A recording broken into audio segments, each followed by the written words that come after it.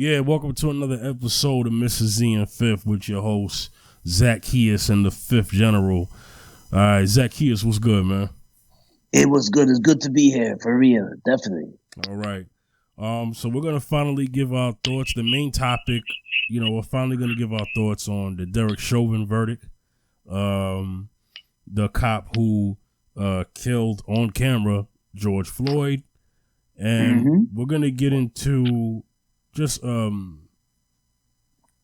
we feel about it and what we think can happen going forward, or people, we're gonna answer these questions. Are people celebrating too soon?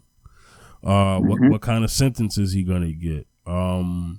What's gonna happen with the future of police brutality? Is it going to increase or is it going to decrease? Right. I numbers would say, based off of what happened that week, that we had police brutality cases all through that week. Yes. So I look at it as a response to the verdict. It's like, oh, you're going to find him guilty. All right, let's go out there and shoot some more black people. I mean, that's basically how white supremacy responds. White supremacy is not going down without a fight. Exactly. I don't know why that's new to people. It's not new to me. It's not new to you, Zacchaeus. No. No. Not at all. If you Pusha T said, if you know, you know. So exactly. All right. Exactly. Man. Let's get into something that we talked about 2 weeks ago. The passing of DMX.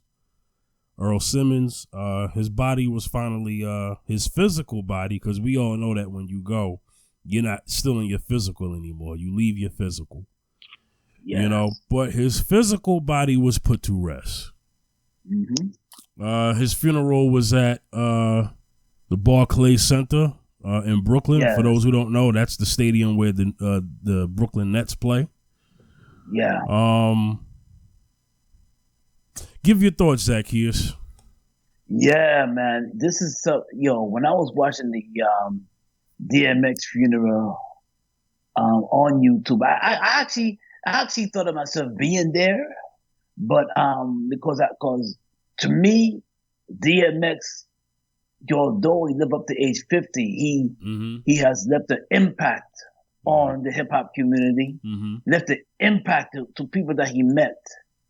And when I was watching the funeral, I was really looking at who was speaking, and one of the and few people catching me that was speaking on the funeral. When I was looking at the funeral, I was looking at what Nas was saying on the funeral, how he remembered meeting DMX and teaming up with DMX to do the movie called Belly that came out back in 1998. And he remembered how. And then Nas said he looked at DMX. DMX looked at him, and he had tears coming out of his eyes. And DMX and Nas was like looking at him, and he was saying to himself, "Wow, I'm gonna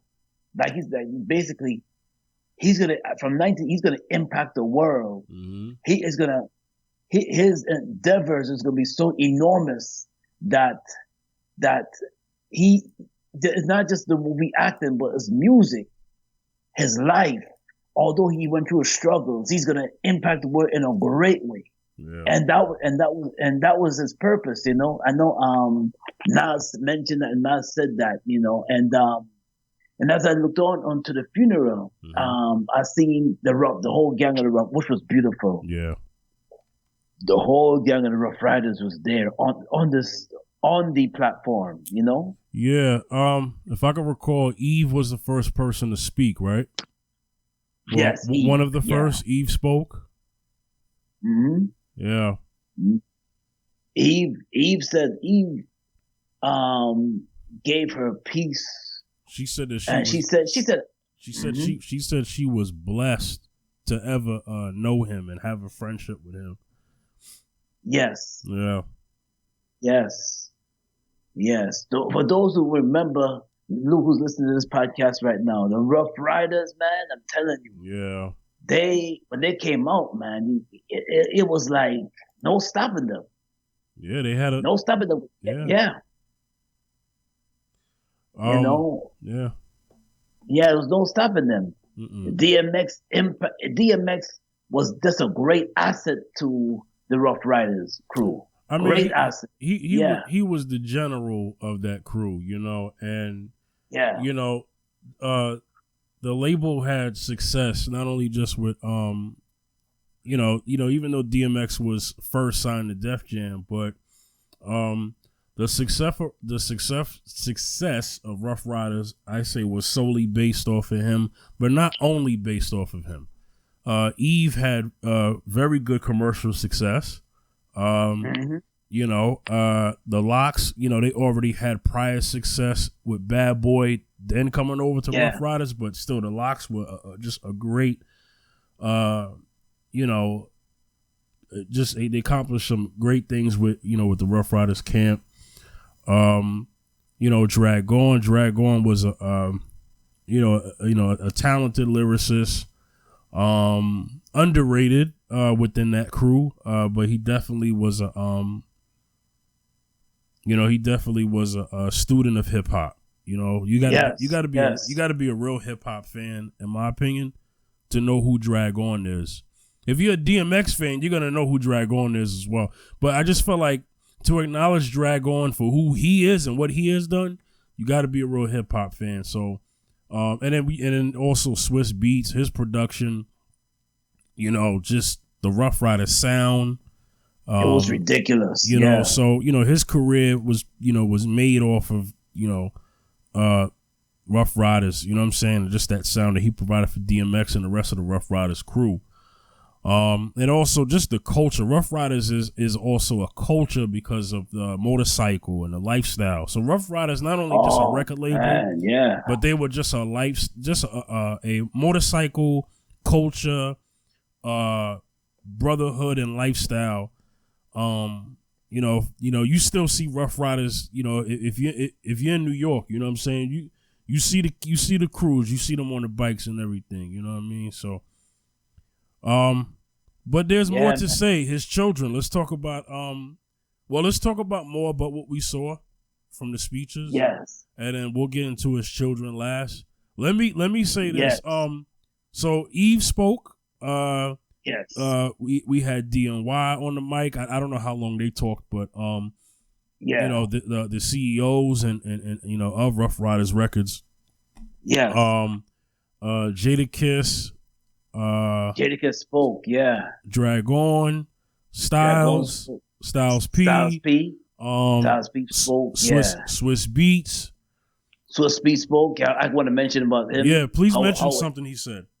Swiss Beats said that one thing that really triggered me with Swiss Beats speech is when Swiss Beats said that I see all these people over here that's here right now. Yeah. I see all these people in the auditorium that's here right now. Right. In Barclay. But he needed you when he was standing, when this brother was living here, that's when he needed you. Yeah. And I thought that was definitely fundamental of what Swiss Beats mentioned, because he was so real. He was like, listen. He really needed you this man needed you to be here with him. You're giving him roses now, but he needed the roses when he was living. Yeah. He needed the help when he was living, So it's like when he mentioned that, it just triggered me in a way like, wow, when Speed said that, man, and it's like one thing that he said straight up, I don't want to see y'all here when I'm gone. Please, love me when I'm here, but I don't want to. If I'm not gonna see y'all, I don't want to see y'all. Don't come up in my joint. I don't want to see y'all. I don't want to see y'all when I'm gone. You know what I'm saying? I don't want y'all to be here when I'm gone. Be here. Embrace me now. In a nutshell, that's what Swiss Beats was saying. Yeah. And I was like, wow, man, this is definitely something that people should hear, listen to, and tune in and listen to, because Swiss Beats was speaking from his heart. Nas, all of them spoke from their heart. All of them, Nas, all of them spoke from their heart, man. I remember when Nas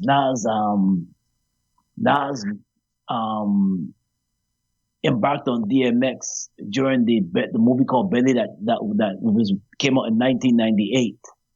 And the movie Belly is, if y'all didn't see Belly, the movie Belly is a must see. I'm telling you, the movie Belly is years old. It came out in 1998, the year 1998. But that movie Belly is a classic. Is definitely it's a timeless classic. 10 years from now, I could watch Belly right now. Belly is the kind of movie that you cannot just watch once.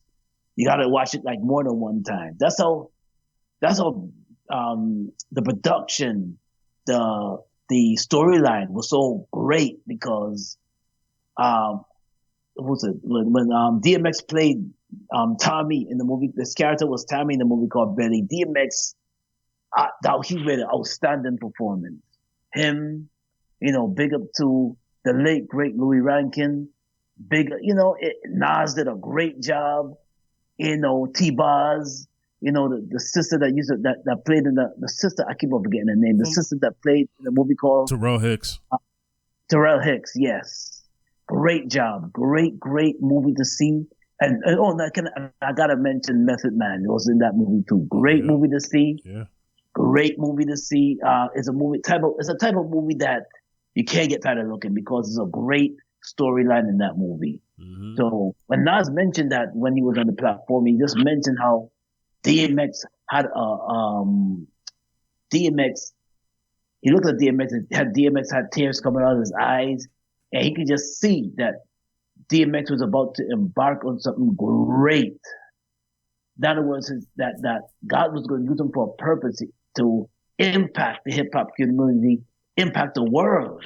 Mm-hmm. Because he was embarking on something great. He was, in other words, looking forward. In other words, he knew that from this point on is going to only be ventures after adventures, successful ventures after the movie called Belly that the DMX is going to be involved in. Ventures after music, after records, after first release was in 1998, right. First record release. So Nas knew he was not Nas, and I'm glad that Nas was there to speak on that,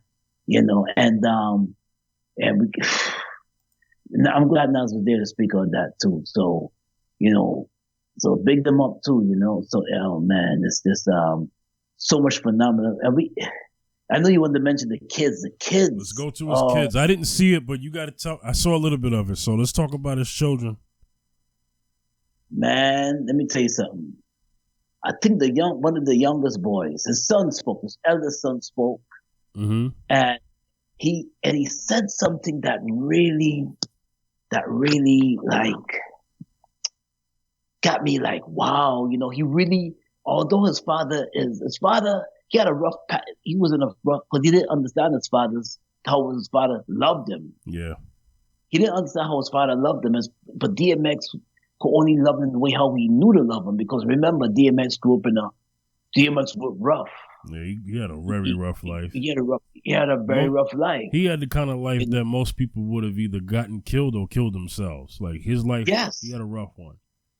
Yes. He was dealt a bad hand from the moment he was born. Yes. Yeah. Yes. And you know what really paid me about his story? It's how his mother just put him in a group home. Like she just forgot about him. Like she just, mm-hmm. Just you don't put a child away, man. You put a child away, but then he's left out to the dogs. So he was left out in the streets to fend for himself. And the son that spoke up in the Barclays Center said that my father's a hero. My father is a hero to many, but he was also a blessing in my life. In other words, that DMX only and his mother and DMX, not his mother, DMX ex-wife said it great. Yeah. To when the interview with his son. Yeah. She told him that he only can love the best way he knew how to love because he grew up so rough. Yeah. Life was rough, so he go on. So when he got that, his son understood that, mm-hmm. and his son took that in, and his son, when he got up there to spoke, he just mentioned that and just said that, listen, my father was a great man. Yeah, because for him to go through all of that, you had to be great. You know, and not DMX touched all of his kids' life. Mm-hmm. He had a lot of kids, but he touched every one of his kids' life. I mean, to the very little son that was crying, the boy that was crying, you know, and who can never forget that memorable rap, that his daughter. memorable rap. Memorable. Yeah, his daughter, his youngest daughter. She did her own version. It was like her own version of Slippin'. Yes. Great. It was so cute. It was cute. Yeah, it was cute. It really was. Yeah, it was. Just a sad thing. You know, DMX is human. I know people want to talk about, oh God, you know, his drugs, I get it, but you know, people had more respect for Kurt Cobain and Elvis, and they was doing drugs. Hello. Speak on it. I didn't hear people call them drug addicts and junkies. I didn't hear that. Exactly. So exactly. You know, I'm just saying the man was still human, just like they were. So. Yeah, you're just saying. Keep that same keep that same energy. That same energy. Y'all still recognize Kurt Cobain as a legend and Elvis as a freaking musical god. Yes. I mean, that's how people view him. I don't view him as that because Elvis, first of all, stole from Little Richard and many other people. Yeah, I said it. And also too, Chuck Berry. Elvis Presley. If I could quote Chuck D. in his lyric in Fight the Power, he said, and I quote, Elvis was a hero to most, but he never meant bleep to me, because he's straight out racist, simple and plain. Yeah, mother bleep him and John Wayne. Yeah, I just had to censor that. Yep, Chuck D. Yep, Public Enemy Chuck D. For those who don't know. Y'all know. Classic too. Y'all figure out the words that he was trying to say. Exactly. Fight the power. Fight the power. Mm-hmm. You know, that's a song called Fight the Power by Public Enemy. Those who don't know. Exactly. All right? Anyway. Yeah, man. You know, once again, God bless DMX's family as his body was laid to rest. God bless the family. God bless his ex-wife. God bless his fiance. He was engaged to be married. So God bless her. Yeah. God bless all of his kids, his family, his everyone. God bless all of his friends, because his friends are not going to have him anymore in the physical. Right. So God bless them. Anything else you want to say before we get into our main topic? Yeah, condolences to the Simmons family. Mm-hmm. Condolences to his fiance, condolences to his ex-wife, condolences to his children that's not gonna have their father. You know, that really pains a lot. You know, they're not gonna see their father. Those moments where their father is just being a father, man, and that really hurts. But it hurts me to see young children lose their father so young, man. It does something to me, man. It hurts, man. It's yeah, you know, it just all. But one thing they will have is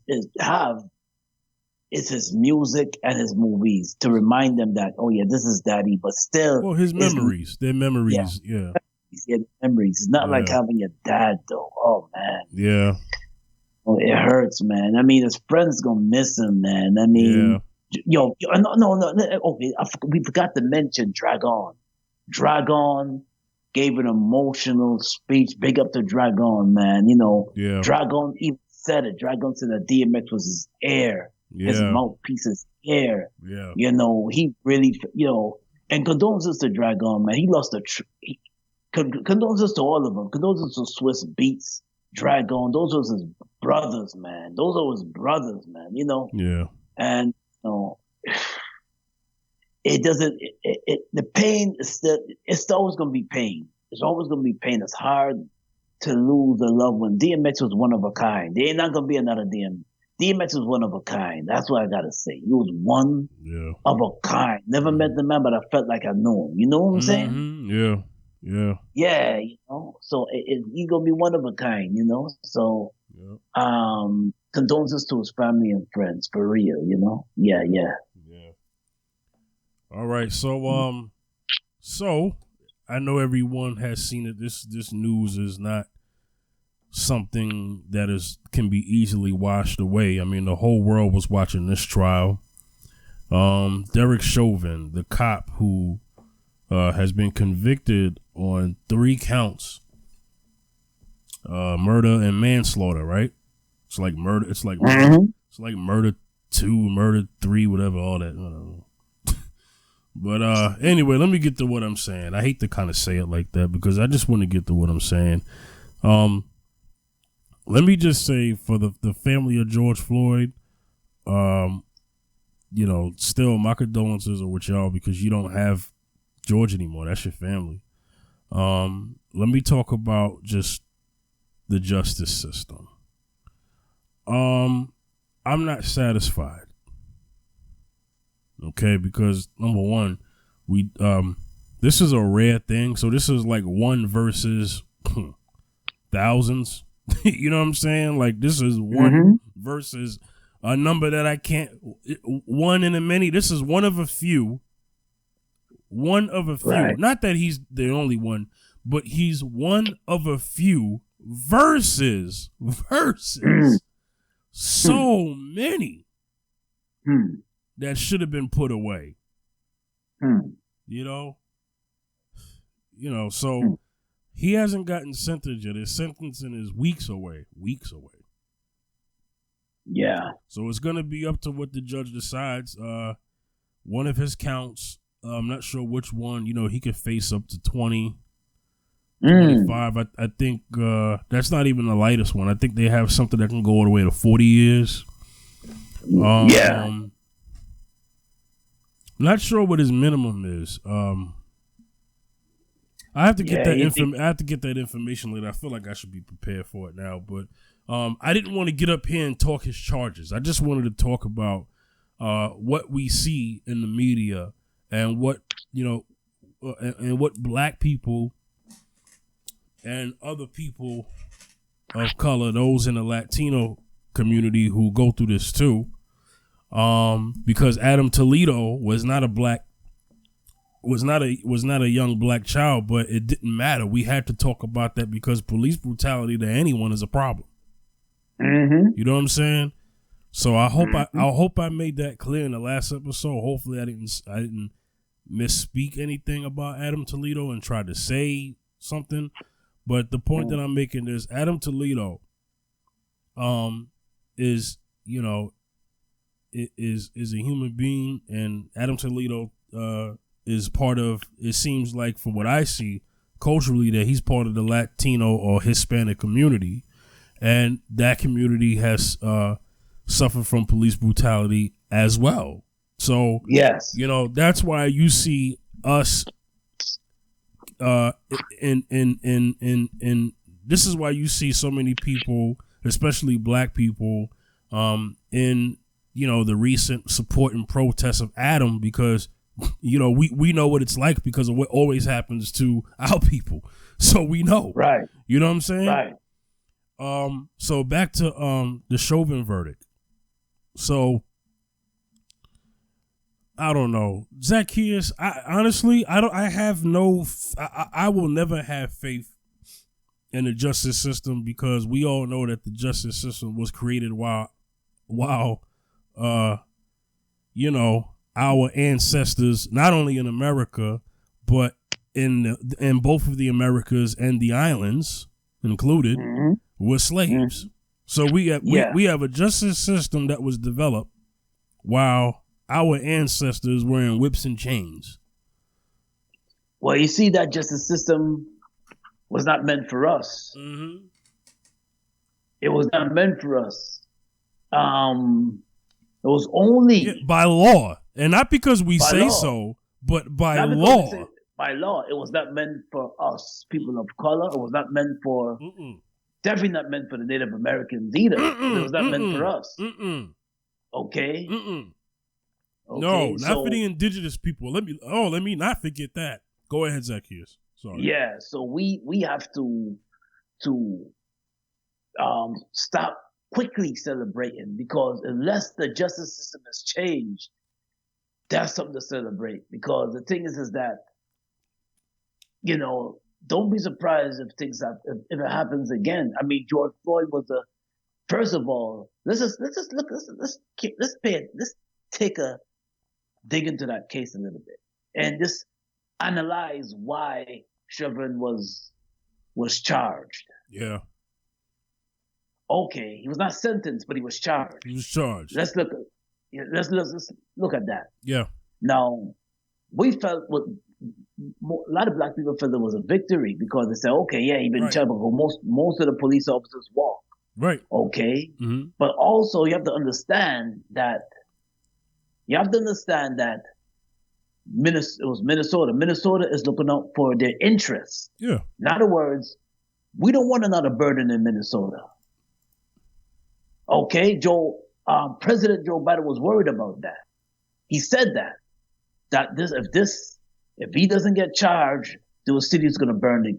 Minnesota is going to go up in flames, and there's going to be a lot of destruction, a lot of turmoil, a lot of mayhem, and we know that if it's they're not worried about black people breaking up the city and destroying the city. They're worried about the agitators. The agitators that claim that pretend to be on the Black Lives Matter side or the outside, and then they continue to make the city go up in disarray and mayhem, causing mayhem and disarray. And anarchists. And anarchy, yes. Yeah. So we have to understand that the victory, the charge of Chauvin was not in the interest of just now we got to give the black people their justice for George Floyd. It was an interest of saving the city of Minnesota from burning. We got to get that clear. We got to get that straight. Yeah. Because the laws haven't been changed. No. It's the justice system because Chauvin was charged. Mm-hmm. The justice system wasn't. They didn't put out anything saying that now just because of Chauvin's convicted, that means that the justice system has been changed. It hasn't been changed, so we have to hold our great celebration until this is changed, and we got to hold those in office accountable until this is changed, because not to raid on President Joe Biden's parade, but he did say, if you don't vote for me, you're not black, on the Breakfast Club, but also in the same in the same hand, he said that. But the thing is, when he said that, no justice was put in for us. No changes.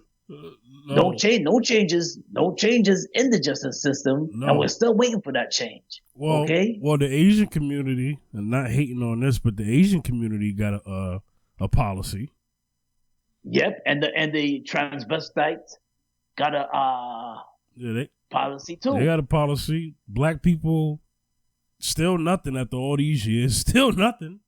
Still nothing. Oh, how much is it? 400, 500 years. You know what I'm saying?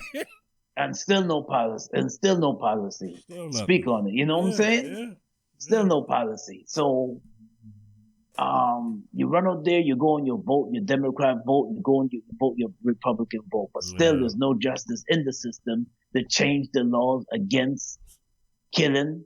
And people keep bringing, and I know a lot of, sometimes some black folks bring up, well, black on black crime. They bring it up quickly. When we talk about police killing us and everything, but because I'm glad you said that just now, because somebody's gonna listen to this and be foaming out the mouth about black on black crime. And I'm gonna say what I typically say on every show when that comes up. Black on black crime is a white supremacist talking point to deflect when those who do crime against us that are not black walk. and get away with injustice. Mm. That's always used because we all know that there is no such thing as black on black crime. That is a myth. It's not black on black crime that's going on. It's just crime within your neighborhood and your community. So white people have killings amongst each other all the time, but nobody calls it white on white crime. If you if you want to know what white on white crime is, recently that was a big deal. How about when they stormed the Capitol? There was a lot of white people fighting white people that day. Okay, yeah, but nobody called. It was,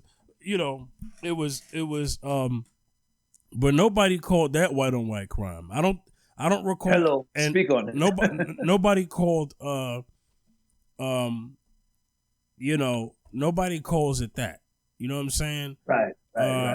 And we all know that when black people commit crimes against each other, black people go to jail. All you got to do is look at the incarceration rates. You know what I'm saying? Right. They have no problem throwing black people in jail. You know? Right. Oh no. Black people get thrown in jail for prison for crimes they don't commit, and harsher sentences that other people in other communities commit. They get lighter sentences. So all you gotta do is look at the stats as far as how many times they put black people away. They have no problem doing that. This is why they love quote unquote black on black crime, just so they could put us in jail and exercise the 13th Amendment. As far as, hey, we'll get you in prison. That way we can treat you as a slave, because that's where you can do it. Right. Legally. And that's in the law. That ain't because I said so. It's in the laws. Right. It's in the law. Yeah. Racism is so crazy that black people have to feel like they gotta celebrate because one cop is being convicted of a crime, and police brutality, and it's so real that that's the only thing that could be celebrated. What should be celebrated first and foremost is that he shouldn't have got killed in the first place. Exactly. How about that? Hello. There would have been no need for a trial if George Floyd would have just been alive. If you wouldn't have had a knee on his neck, he'd still be alive to this day. And let's get into the hypocrisy of that bull crap testimony. Yeah. Let's speak on it. Let's talk on that. Yeah. From one of them people. One of the doctors, I don't know what he was, and he got challenged and he had nothing to say. He tried to say, it looks like there's a white substance in his mouth. So they tried to imply that George Floyd took some type of pill or something like that, right? So then they showed the video. Thank God Lord. Why is it that black people need 40 videos for us to get our truth out? Exactly. Need there was so much footage. I'm glad there was so much footage because first of all, God don't like ugly. So I'm glad there was so much footage, but it took that much. There was so many videos they had to pull just to prove that. They was like, yo, George Floyd, they was like, that's not a pill.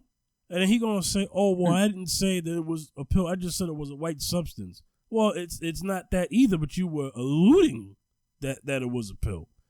And then, that's what the defense team was challenging him.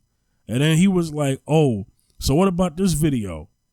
That white substance you were referring to, are you talking about that right there? And he was like, yeah. Yeah. And then he was like, sir, that could be anything. Is it possible to say that could be gum? And and he froze. He froze. Mm-hmm. And then that substance he's talking about was whatever he was referring to was still there. Still there. If it's a pill, first of all, you swallow a pill. You won't chew on a pill. How freaking dare you? Exactly. Not only that, too. What pissed me off, too, about that whole situation is when they mentioned that the exhaust from the car killed them. Yeah. And I'm saying no, none of these accusations and allegations that they are saying is true. They're all false. They're all a bunch of nonsense. Yeah. You stand on the man's neck for 9 minutes and 30 seconds, you're gonna die. Well, you put your 200-pound body weight, your knee on a man's neck, that man is gonna die. Well, that's the bottom line. Exactly. You stopped his breathing. You had your knee on his neck for an extra minute even after the EMTs arrived. So you didn't even let the EMTs even help him. No different from Eric Garner. Same thing when they killed Eric Garner. Eric Garner, they choked him out. The EMTs was standing by, and and Pat Delano wouldn't even let them even work on him. So it's the same thing. It's the same thing. It's the same devil, different city. Yeah. Yep. Every freaking time, man. Yeah, man. I don't need nobody to be on my corner on this one. I know what the heck I'm talking about. Hello. Yeah, man. Anyway, I'm sorry. I got a little upset there. It's just, look, it's just time after time after time. Why, Zacchaeus, are we still dealing with this in this generation? This is supposed to be over, man. Let me tell you something. That's why I'm upset. That's why people are upset because of the fact that this was something that people have fought, bled, and died for, and it's still happening. People think people. I hate when people do this. Hey, they always say, "Oh, well, you're free now. Slavery was years ago." Okay, do you know what happened after slavery? No, Jim freaking Crow. Man, we're gonna speak on that. Okay, we can speak. We got that's a whole segment. That's a whole 2-hour show. If we get into Jim Crow, okay? Freaking Jim Crow laws. Jim Crow laws was another era after slavery that lasted for so long. Yes. You know. It's over. Lynching is over. No, on the last lynching. Actually, history shows that lynching increased after slavery was abolished. It did. It did increase. Mm-hmm. It did increase because the clan was now politicians. The clan was now police. The clan been police. Yeah, the clan been police because they were slave patrol before they were police officers. Yeah, exactly. Yeah. So the clan was an office. Mm-hmm. The clan was enormous. The clan after Jim Crow became enormous. Yeah, because they held political power. Right, the Ku Klux Klan they have political power in the office. Yeah, but they still do. And that's the thing. It's just more covert. Because the Klan taught each other, listen, you can't just scream nigga, nigga, nigga, nigga, nigga, nigga every time you talk, because then they're going to see you coming as the enemy. The job is to, as the enemy, not see us coming. That is a war tactic of espionage.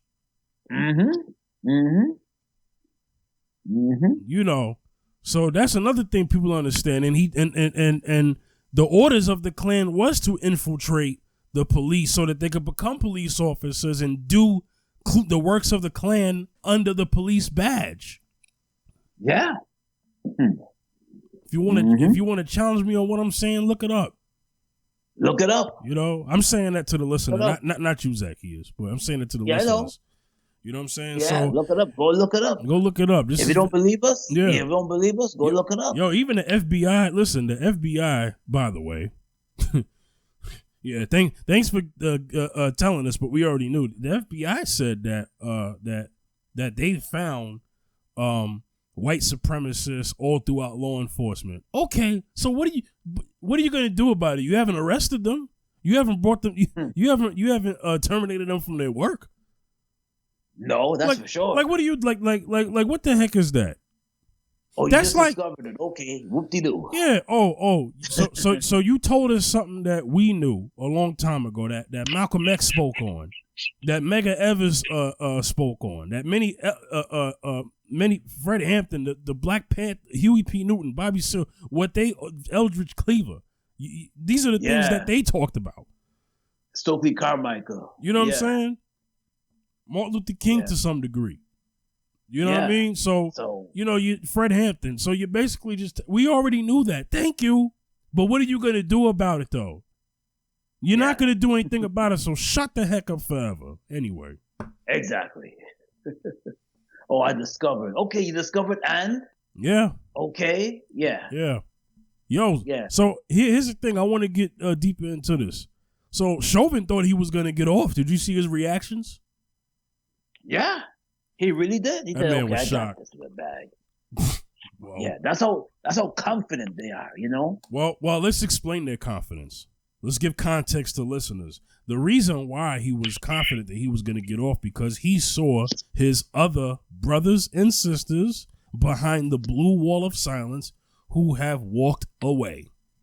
That's why he was confident. He wasn't confident because he's just some arrogant prick.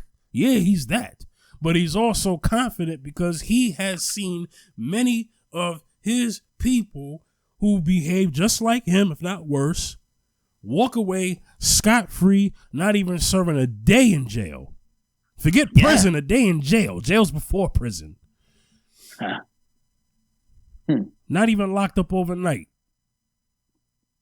Yep. He really thought he was going to walk. Yeah. No. Now, he walked in there with his head up and with confidence. Hey, man, tell me how many years is enough, man. Hold on. Actually, don't answer that. Tell me how many years is not enough.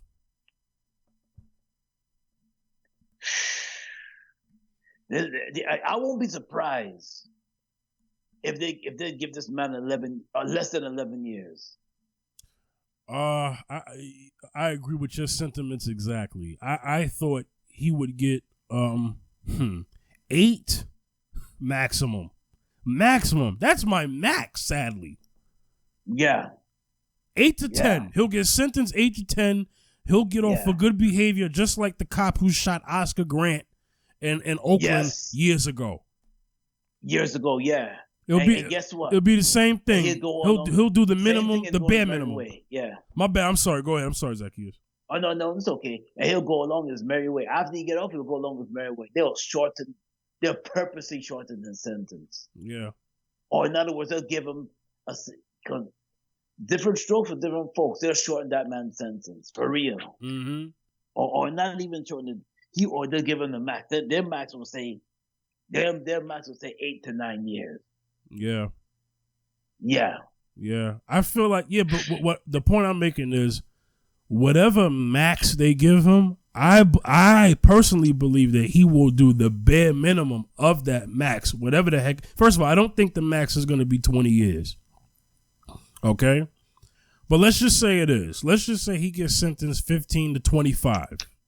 Right. He won't do 15.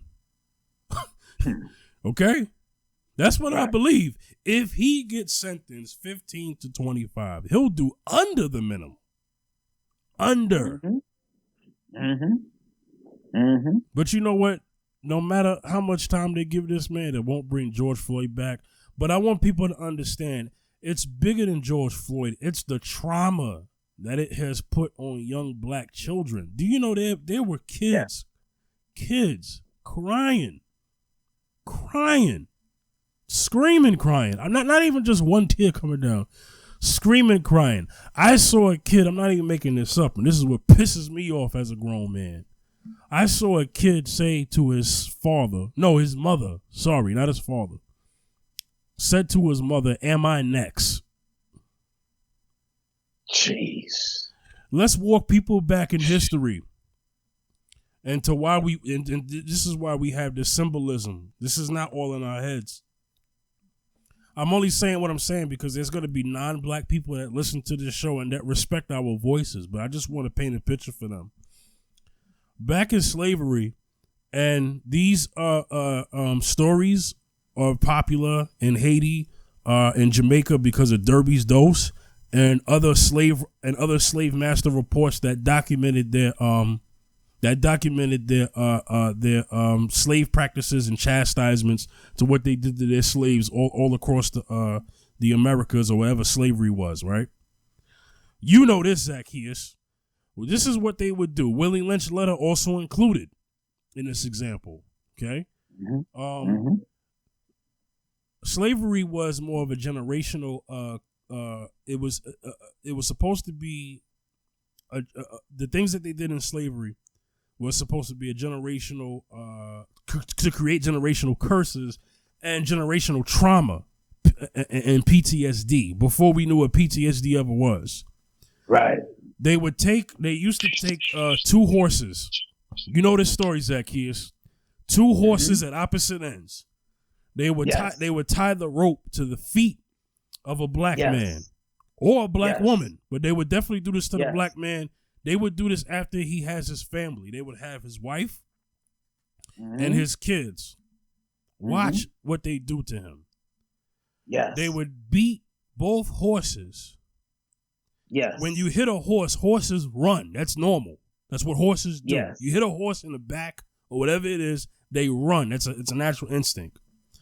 They would beat both horses, whip crackers. That's where the term cracker comes from. The whip crackers would beat the horses. They would run in opposite directions. The impact and the pull from both horses running opposite directions ripped the black slave in half. Jeez. Yep. And that was the early causes of what we call buck breaking. Now, buck breaking was also rape, but that was the term because the slave man had a name called Buck and Mandingo. Those were the names, right? Those terms. Those are the names, yeah. So I know that. Definitely. Yes. So they would do that to put fear into his family, so that the young black son knows to always be under the submission of the slave master. Now, why did I use that example, Zacchaeus, in the world listening?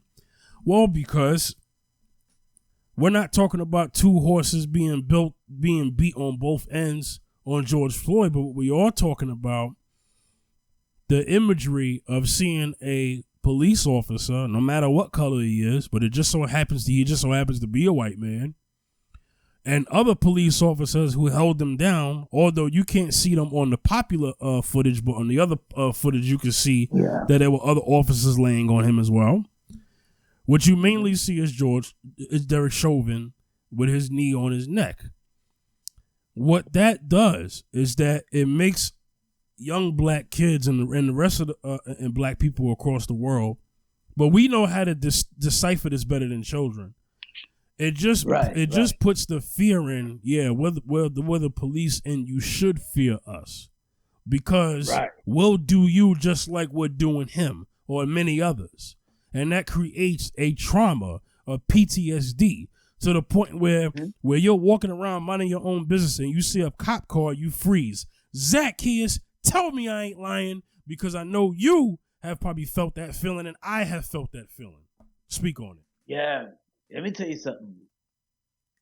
We are black people that sometimes we just when we walk in the street or when we drive and we see police car in the street, we just get a little nervous.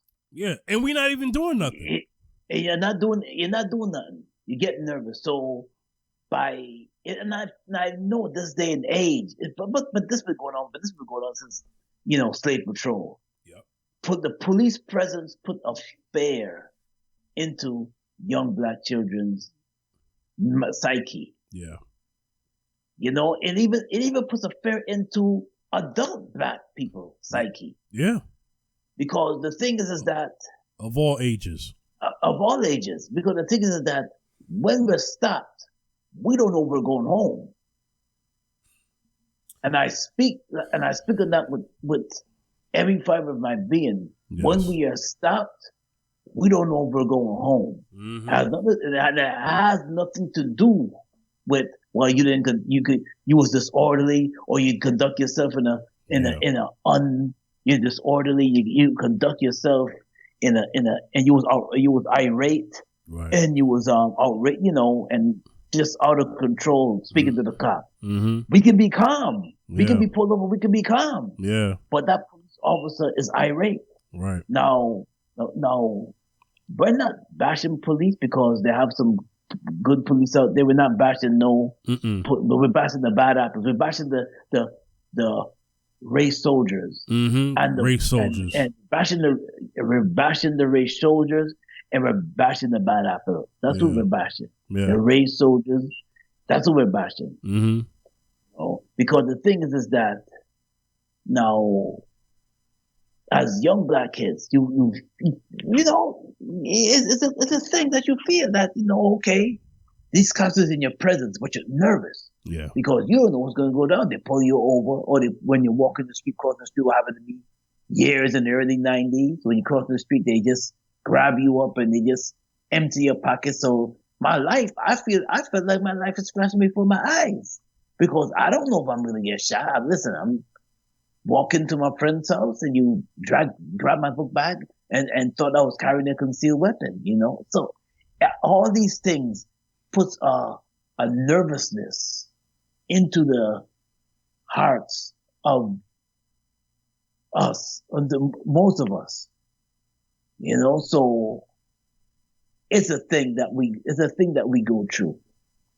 And we have every reason to feel that way because of the results of police counteracting with the youth, black youth, and Hispanic youth, and counteracting with, look at Sandra, but our black women and black men, it continues, man. The saga continues. I mean, I've written a song on it, and next thing you know, the list still, after what I said, the names in the song, pain on my face, the list still continues. Then the names of young black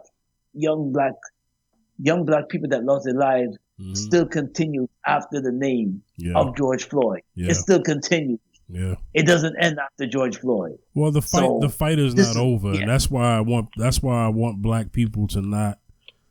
I don't want to tell black people to just do what I want them to do. But what I'm saying is for my people, just understand that there's still more to go. There's still more to go. We're celebrating, but just understand there's still a war, out there that still has to be fought. And the civil rights movement did not end. It got interrupted. That's what people got to understand. See, it got interrupted because they killed Mega. They killed. They was involved in the Malcolm X killing. They was involved, and they killed Martin, and they killed Fred Hampton. It's like, understand that took the momentum out of the civil rights movement, but it never ended. The civil rights movement has still been going on. I had a person tell me, "Hey, I wonder how things was." He said, "Not that I want to go back to that time." He said, "But I wonder how things were during the civil rights era." And I said, "Well, you know what? To be frank with you, we are still carrying on that fight from the civil rights era."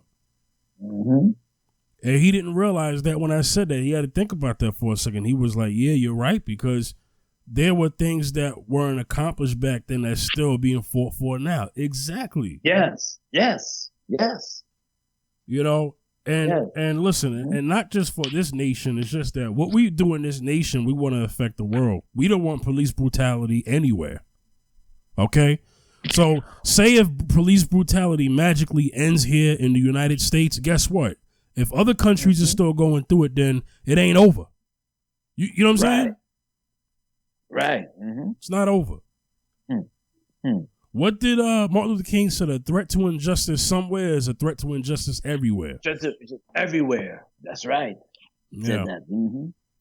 We're gonna have to wrap this up pretty soon, but I wanted to mention this real quick. So this is why we say don't celebrate too soon, because how is it in the same week that Chauvin is convicted? Chauvin is convicted of murder, right? 3 counts. But then a brother by the name of Isaiah Brown gets shot 10 times. Okay. By first of all, where was this at? Pennsylvania. Spotsylvania? Wow.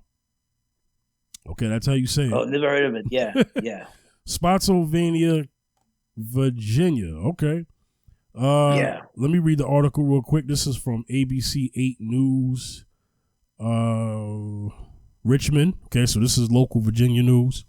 The family of Isaiah Brown, the unarmed man who was shot by a Spotsylvania County police deputy, last week addressed the media this morning after the release of Brown's 911 call and body cam video over the weekend. The 32-year-old was shot several times by deputy in the early morning hours of April 21st. The deputy mistook the phone. I repeat, the deputy mistook the phone. I repeat again, the deputy mistook the phone Brown was holding while talking to 911 dispatch for a gun. Okay? Now. Wow. Okay. Wow. I'm going to stop the article because it's just reminded me of something. Zacchaeus, do you remember when the young brother in Sacramento got killed over a phone that cops thought it was a gun? Deja freaking vu. Remember that? Yeah, I remember that. Yes. Not so long. It was a few years ago, but no, it was like 2 years. That was actually maybe just a year ago. That was maybe about a year or so ago. Yeah, maybe 2019. Maybe 2019. Yeah. So this is all. So this is why we are fair. This is why we live in fair over when in some of these police presence, because situations like this. Yeah. Man is pulling out a phone and he gets killed. This is because of a situation like this. How can you mistake a gun? How can you mistake a gun for a phone for a gun? You know, it's like. I mean, this is the second time we're hearing a story about this. This is why I said just a minute ago about what happened to Eric Garner. I said same devil, different city. Mm-hmm. So, that's what I'm saying. It's like, yeah, I just named one thing, but there's more that we can name. It's just that, look. Right. Zacchaeus, listen, me and you have said this in private, and I might have said this on the show. Yeah. Police brutality happens so often, right, that every episode we do would have to be about that. That's how often and more than often police brutality happens. You know what I'm saying? Right. It happens a lot. And so that's why I was like, yo, it's exhausting. Because, I was talking to my dad. It's exhausting. It's like my father was telling me about this one story that happened. And I said, well, Dad, which story is that? Because such and such just happened over here in this city. Oh, no, I'm talking about something that happened in this city. I'm like, oh, my God, I can't keep up. Yeah, it's hard to keep up. Yeah. Mm-hmm.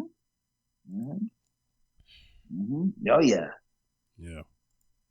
Huh. So sad, but it's true. This is why some of us are a little nervous about police in the presence because of situations like this. Yeah. Yeah. It's a behavior that this nation, this world has gave birth to. And this is why this stuff happens all the time. I know it's difficult being a cop. I know it is. Mm-hmm. But if you can't be a cop, then you shouldn't be one. Right. Simple as that. You just shouldn't be one, man. A lot of police officers are cops because they're getting a check. Right. And then a lot of them are just police officers who have hate because somebody said, hey, we need to have better training so that we can have better police. No. You need to first of all, you got to be a better human being first. Right. So when you're hiring, what are you doing in your hiring? You're not hiring people who mean to do any goodwill. You need to hire more of those people. That's what you need to do. It starts with the culture of policing. Doesn't start and end with training. It starts before training. It starts with recruitment. Right. And everything else. Tear this whole freaking thing down and rebuild it back up from the ground, because this ain't working. No, it's not. It's not. Same thing with the justice system. Just tear it down. Tear all of it down and start from zero. Yeah, restart, rebirth. That's all I got to say, Zacchaeus, man. Okay. I'll let you close it. Anything you want to say before we get out of here? We approach an hour. Okay, you know what? I want to quickly. I want to say, R.I.P. the Shock G. Yes. Yeah. Yes. Yeah. Take your time talking about this one. Chance to do the hum. Come, just do it. Do the Humpty Hump. Yo, come on, do the Humpty Hump. R.I.P. My name's Humpty. I like my oatmeal lumpy.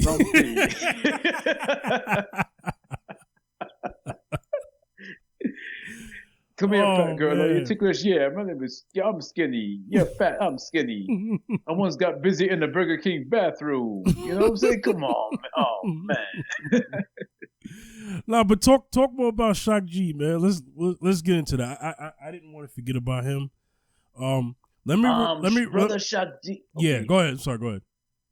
Okay, Brother Shock G passed away recently, man, and I was upset about that because we're losing our greats, man. We lost DMX, Black Rap, and now Shock G. Yeah, we're losing our greats, man. Shock G is from the Digital Underground. Classic group called Digital Underground. Who discovered Tupac? Who discovered Tupac? Who discovered Tupac Shakur? Tupac Shakur was a dancer. Yep. In 1987, 88. 88. When he started up with 87. When he started up with it. Yep. 87, 88. Yeah, around that time. When he started up with Digital Underground. Yeah, when he started up with Digital Underground as a dancer, and then he became rhyming. Yeah. Matter of fact, all this tune called The Same Song. Yeah, that was Tupac's debut.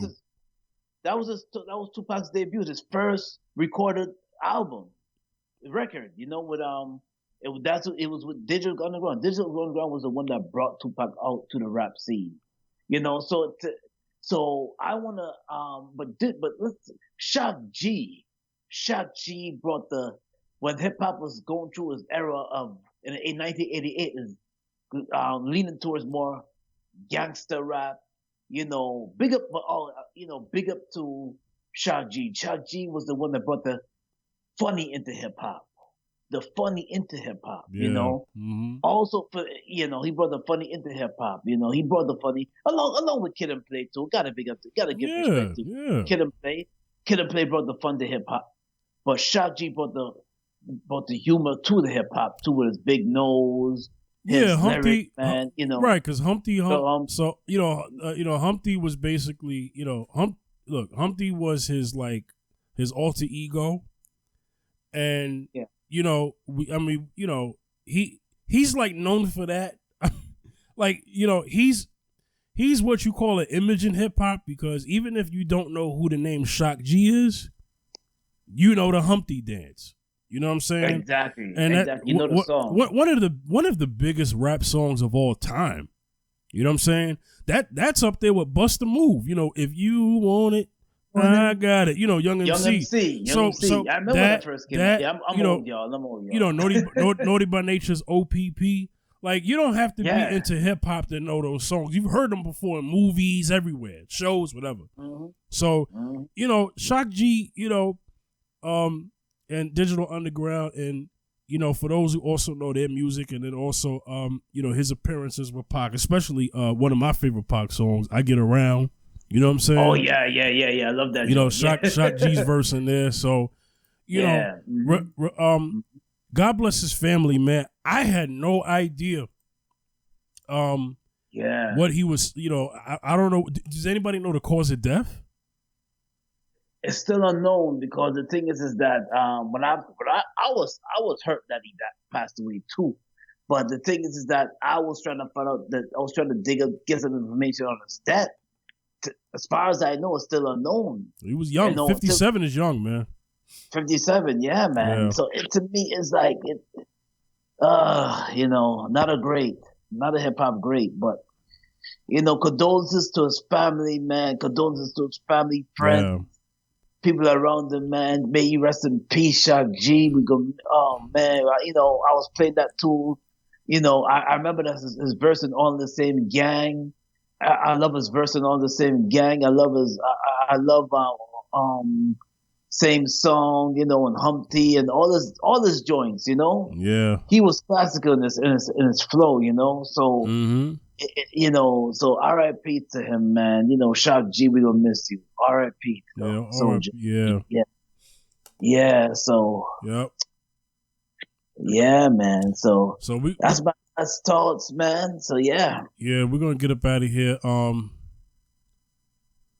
give your social medias out, man. Let everybody know where they can reach you. You can reach me on Facebook. Wayne Zacchaeus Backus on Facebook. Also on Twitter, Wayne Backus 2 at Wayne Backus 2 on Twitter. Also on Instagram, Zacchaeus B73 on Instagram. Yeah. All right. Y'all can reach me at the Fifth General. That's Facebook, Twitter, and Instagram. All right. All right. We're gonna get up out of here. This was another episode of Mrs. Z and Fifth. See y'all next time. Peace. Peace.